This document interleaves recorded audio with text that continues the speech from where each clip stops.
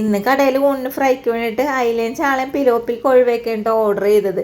അപ്പം ഞാൻ പറഞ്ഞു ഇന്നത്തെ മസാല ഞാൻ ഉണ്ടാക്കിത്തരാം, ഒരു വെറൈറ്റി മസാല ഞാൻ കണ്ടുപിടിച്ചിട്ടുണ്ടെന്നൊക്കെ പറഞ്ഞുകൊണ്ട് മസാലയൊക്കെ അരച്ച് അവൾക്ക് കൊടുത്തിട്ട് അവൾ മീനിലൊക്കെ തേച്ച് ആദ്യം തന്നെ അയിലേട്ടാണ് പൊരിച്ചെടുത്തത്.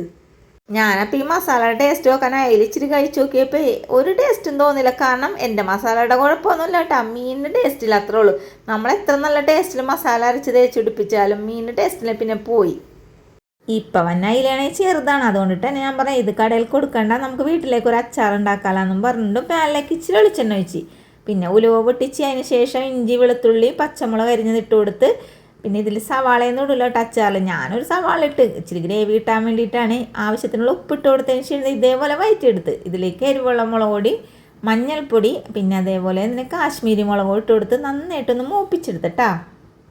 അപ്പോഴേ ഇത് ചീത്ത മീനൊന്നും അല്ല കേട്ടാ, ഈ ഇത്തിരി ടേസ്റ്റ് കുറവുണ്ട്. ആ ടേസ്റ്റ് കുറവുള്ള മീനെ നമ്മൾ ടേസ്റ്റോടുകൂടി ഒരു അച്ചാറാക്കി മാറ്റാലാന്ന് വിചാരിച്ച് ഉണ്ടാക്കിയെന്നേ ഉള്ളൂ. ഇതെല്ലാം ഇളക്കി കൂട്ടിയതിന് ശേഷം ഇത്തിരി വിനാഗിരിയും കൂടി ഒഴിച്ച് ഒന്നും കൂടി ഇളക്കി കൂട്ടി എടുത്തിട്ടാ.